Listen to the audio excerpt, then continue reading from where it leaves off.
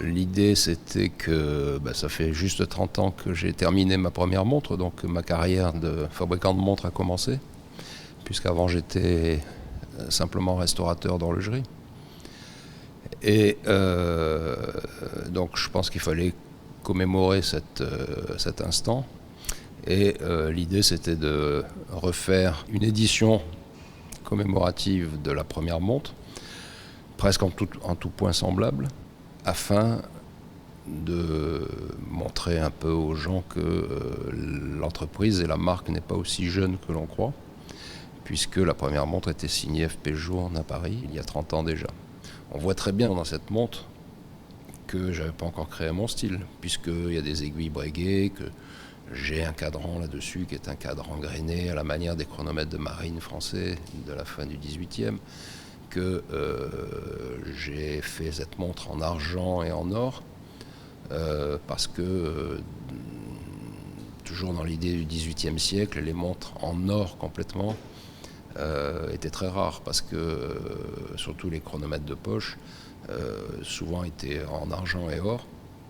parce que l'or était beaucoup trop cher et beaucoup trop rare. Ma première montre, c'était une montre compliquée, puisque il faut bien se représenter que lorsque je l'ai commencé à la fin des années 70, l'horlogerie était traumatisée et n'existait plus. Moi, j'ai fait cette première montre pour moi, et parce que j'entendais parler les gens de tourbillons, et que les tourbillons n'étaient pas aussi présents qu'aujourd'hui, et que ce que l'on pouvait trouver sur le marché étaient des tourbillons qui dataient du 19e siècle, et que naturellement personne ne voyait jamais, parce que dans des collections, des musées, mais on ne les avait pas entre les mains. Alors je me suis dit, ce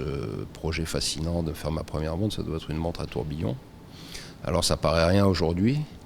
mais quand on a 20 ans et qu'on n'a jamais vu une montre à tourbillon, c'est une autre affaire. Lorsque j'ai terminé cette montre,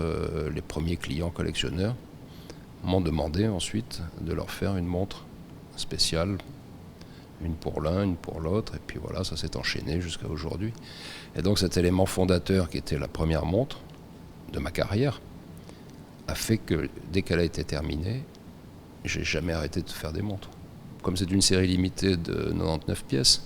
il est évident qu'il n'y en a pas pour tout le monde, et que c'est vraiment pour dire merci à mes collectionneurs qui nous soutiennent depuis tant d'années déjà, et qui vont pouvoir, avec cette montre, capter